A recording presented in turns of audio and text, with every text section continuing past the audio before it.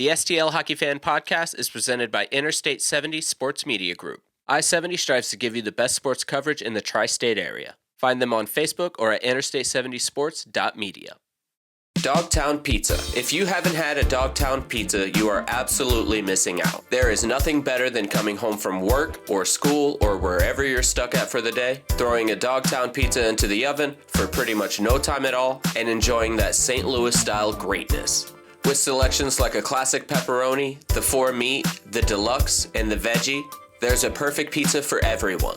The best part is knowing you're supporting a local St. Louis business and family. Dogtown Pizza has partnered with our beloved Blues, but also with other prominent St. Louis figures like Steve's Hot Dogs. And it's run by the Shaper family, St. Louisans through and through with a decade in the business. My family and I had 2 of these bad boys today in preparation for this, and they turned out incredible. Just look at that cheese. Bottom line, if you're looking for a pizza you'll love, from a local company you can trust, run by a family you can relate to, go to dogtownpizza.com, find a store near you, and go get one.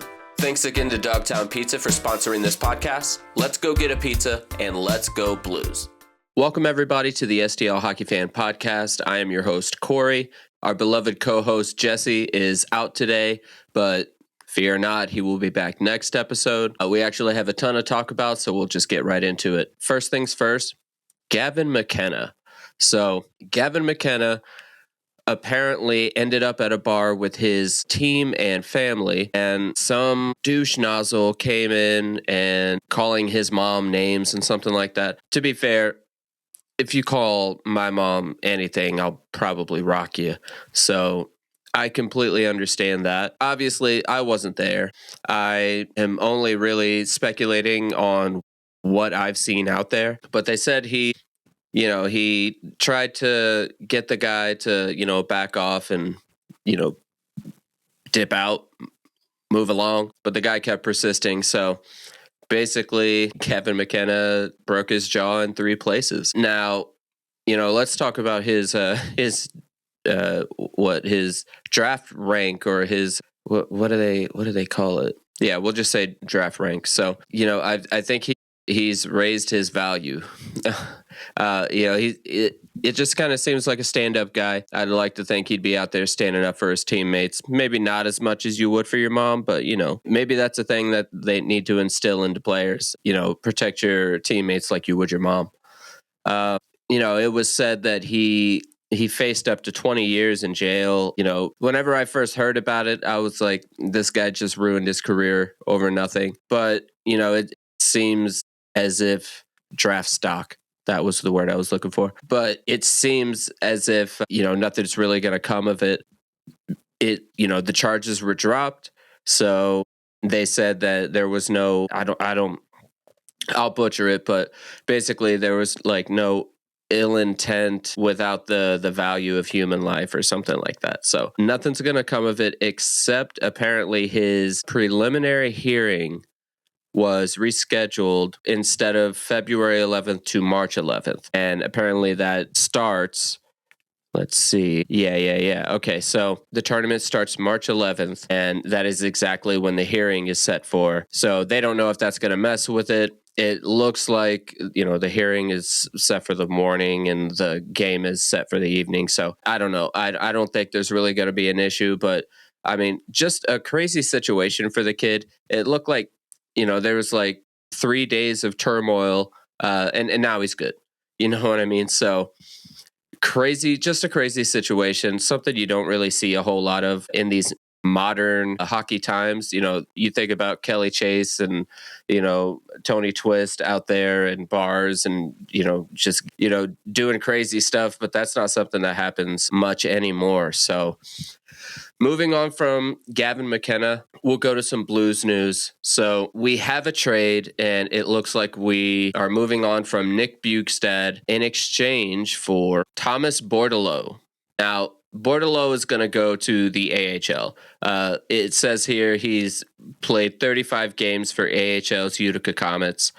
He's not a right now make a difference player, but I feel that he's brought in to take the spot in the AHL of Otto Stenberg so that Stenberg can come up and be a part of this NHL Blues team. It didn't make a whole lot of sense to people initially to send Otto Stenberg down. Obviously, now we realize it's a move to keep him playing down in the AHL while, everyone in the NHL is on their break, getting cold, if you will. So I think, you get rid of Bukestad, you fill Otto's spot in Springfield. Apparently, the Blues need to make 2 more roster moves to be compliant. So I still believe we will see some moves after the freeze is over. And I don't know who we will see go. It seems like nobody is untouchable right now. You've got names like Robert Thomas and Kyrou and Bennington, Shen, Falk. You've got a lot of guys that it seems like the Blues are going to move on from. One that I didn't think it was going to be was Nick Bukestad, but here we are. So that makes you think, do we end up getting rid of other players like that, like Sonny or like Matthew Joseph or, like a Pius Suter, something like that? Like, I mean, if you think about it, the only one out the 3 that we picked up in the offseason, which was Bukestad, Suter, and Mayu, is Mayu. They kind of project him to be a long-term thing. He's got his 1-year deal right now that he signed. Nobody's really talking about him a whole bunch because he's not causing a bunch of crazy problems. So he's the only one that I think you can't touch. I think we probably see somebody like, I don't really know if we lose Joseph, but I mean, that's kind of the issue right now. Is like, you can't really predict a whole lot. It's just kind of a fire sale. Other than like your main, what I like to call the new core, your Snuggeroods and Holloways and Neighbors and Hofers and all those guys, the guys that are going to be the backbone for a while. I don't really think there's anybody who's untouchable. So that just causes for a lot of chaos and unpredictability, uncertainty, when it comes to what this team is going to look like, not even just at the trade deadline, but also just after the offseason at the beginning of next season. I think this team is going to look a lot different. I also wonder, now I know these guys like to stick to their guns and stick to their plans and whatnot, but man, I know that Doug Armstrong says that he is always wanting to do the job as long as he knows that he's, leaving the team in a better place than he found it. So I wonder, what if he puts together this Olympic Canada team, and what if they're awful? Does he step down as GM? Obviously, I don't think it would happen in the middle of this season. I say the middle, late in this season, but I wonder if that would happen before, in the off season, because if neither teams are good, I feel like that's a good, well, I guess a not good, but it's an accurate telling of where he is in his career, in the sense of, can he put a team together? I mean, that's the on the nose question, but can he evaluate these guys enough to get something like a good product out on the ice? Does he know what he's doing anymore? Obviously, he knows more than me, but in the grand scheme of things, does he know what he's doing anymore? Does he trust himself? And if he doesn't, does he simply hand it over to Steiner so that he can, build his own thing? And does Tom Stillman have anything to say about it? But honestly, probably not. I feel like he trusts these guys way too much. And again, they like to stick to their guns and stick to their plans. So some more Blues news before we move on to Olympics. So the Blues bring in Jack Finley off of waivers from the Tampa Bay Lightning. So this is a guy that we see a lot of Lightning fans not exactly stoked that he's not going to be on the team anymore. If we look here, he's 23. He's dressed in 22 games for the Lightning this season, recording 3 points. That's 2 goals and an assist, and 21 penalty minutes. So this guy is massive. He is a monster. He is 6'6", 227 pounds. He is a center. Apparently he is good on the faceoff dot. I feel like you basically just got a younger Bukestad, which, I mean, good job even finding this guy. So, he goes on waivers and, Army picks him up. So this is a guy that I don't think will be headed to Springfield. I think he is going to jump right into the roster, with guys like, Fabry and Berggren. I feel like we're going to lose a couple guys, so that's going to open up spots and make that all, cohesive and compliant, of course. And, I think this is just another part of the play. And, if you look at guys like Berggren and Fabry and now Jack Finley, like, these are relatively young guys that all, like, they were either on waivers or a professional tryout in Fabry's case, and they just kind of needed a second chance. Berggren, he comes in, he makes an impact right away. He's kind of slowed down after, but he still regularly gets put on that top line. And I mean, he is still producing, but just, I guess, not as much as he was right there in the beginning. And then, Jack Finley's going to come in. You've got your F for the WTF line. I think you throw him right in the middle there. Put Sonny honestly in the box seats, or you put him on the third line in the center, because I would love to see Torpo, Finley, and Walker bring more of an identity to that fourth line, which I kind of feel like is what the reasoning for Finley is, but that's something we will see. So moving on from just the Blues, let's go to the Olympics. Now, obviously, the men are not playing yet. They do not play until Wednesday, the 11th. So right now, the women's USA hockey team is 3-0. There are only 3 undefeated teams in both Group A and Group B, and that is in Group A, United States at 3-0, Canada at 2-0, and in Group B, Sweden at 3-0. So you've got teams like Switzerland, Finland, and Group A that are 1-3, 1-2, 0-2, respectively. Italy and Germany in Group B are 2-1, so at least they're positive in their standings. And then you've got Team Japan and France also in Group B that are 1-2 and 0-4. France just not cutting it right now. Yet they still have 1 point. I assume that's an overtime loss. So right now, USA and Sweden are the leaders. Now, whenever you look at these games, United States is blowing these guys out.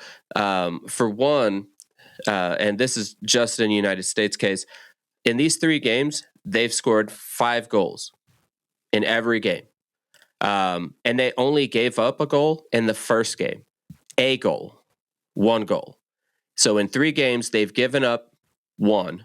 They've scored 15, and their goalies have shutouts. That's insane. So U.S. women's hockey is just absolutely on a roll. So something I've really noticed watching these Olympics and watching these women play, let's say you get a game like Sweden versus France. Okay, so 3-0 versus 0-4. The shot differences are astronomical. I've seen close to 50 versus like 6. That's almost a Blues game. But that's outrageous. Like, there are hits, there are like little scrums, there's everything that you would normally get. It's just one team just seems to be like completely broken down defensively. So much so that they're giving up, well, obviously like 5 goals in a game, but more than that, they're giving up like 50 shots. And if that's the case, like, yeah, your goalie's going to give up. Like, the fact that they've given up only 5 on 50 shots, that's like, they still did incredible. You did nothing for them. You didn't score. You didn't help. You didn't block. It blows my mind. Like, obviously in the NHL, you see, shot differentials, but I feel like they're way closer than that. Even the ones from the Blues were like, it's, I don't know, like you would say it's like 37-15. You know what I mean? That's still closer than 50-6. It's just outrageous. Now, I cannot wait for the men's here. That will start up soon. I would like to see, let's say, doing all of this one-handed. Let's view that full schedule. Okay, so Wednesday, February 11th, 9:40 a.m., Slovakia versus Finland. And as we know, Dalibor Dvorsky is on Team Slovakia. So that's one we definitely want to tune into. And later that day, 2:10 p.m., you get Sweden versus Italy. So that's Broberg. And if you ask me if Team Italy for the men is any bit the same as Team Italy for the women's, you would hope Sweden has it. But that's the thing. Like, there may be a complete difference from what we're seeing in the women's division of this whole thing, because all of the favorites are being the favorites. United States, undefeated. Canada, undefeated. Sweden, undefeated. That makes perfect sense. But like, we've had, now granted, NHL players weren't in it at this time, but we've had Olympics where USA was awful. Canada, not any better. So, I think obviously let's factor in that the NHL players are going to be a part of this now. It will hopefully, you'll see the favorites be the favorites. Me personally, I love an underdog. So if something happens, cool. Like Dvorsky and Slovakia taking the whole thing, that'd be sick. But I would love to see the favorites be the favorites, but there may be a huge discrepancy between the both. Next game you'll get on the 12th will be Switzerland versus France. Obviously, Switzerland, we've got Pius Suter, so another game to watch. And then we also have February 12th, 9:40 a.m. That's one I have got to tune into because that is Czechia versus Canada. So that is going to be Binnington and Parayko. And, we get to see, does Binnington play? Does he get a start, the first start? Does he, try to get his confidence back that way? And then moving on to later that day at 2:10 p.m., we've got Germany versus Denmark. And then February 12th, later that day, 2:10 p.m., again, we've got Latvia versus United States. So United States actually has no Blues players, but go USA. So with all of that being said, I do want to say thank you so much to Dogtown Pizza for sponsoring us, helping us out, giving us a chance. And thank you so much to I-70 Sports Media for partnering with us, as well as, helping us get out there and get in front of a bigger audience. Let's keep enjoying this break. Let's keep enjoying Olympic hockey, Olympic sports all together. I've been watching curling. I've been watching snowboarding, obviously hockey, speed skating, figure skating, and I cannot wait for the bobsled and the luge. It's going to be incredible. So let's keep enjoying this break. Keep enjoying the Olympics. I love you guys. Let's go Blues. Dogtown Pizza. If you haven't had a Dogtown Pizza, you are absolutely missing out. There is nothing better than coming home from work or school or wherever you're stuck at for the day, throwing a Dogtown Pizza into the oven for pretty much no time at all, and enjoying that St. Louis style greatness. With selections like a classic pepperoni, the 4 meat, the deluxe, and the veggie, there's a perfect pizza for everyone. The best part is knowing you're supporting a local St. Louis business and family. Dogtown Pizza has partnered with our beloved Blues, but also with other prominent St. Louis figures like Steve's Hot Dogs. And it's run by the Shaper family, St. Louisans through and through with a decade in the business. My family and I had 2 of these bad boys today in preparation for this, and they turned out incredible. Just look at that cheese. Bottom line, if you're looking for a pizza you'll love, from a local company you can trust, run by a family you can relate to, go to dogtownpizza.com, find a store near you, and go get one. Thanks again to Dogtown Pizza for sponsoring this podcast. Let's go get a pizza, and let's go Blues.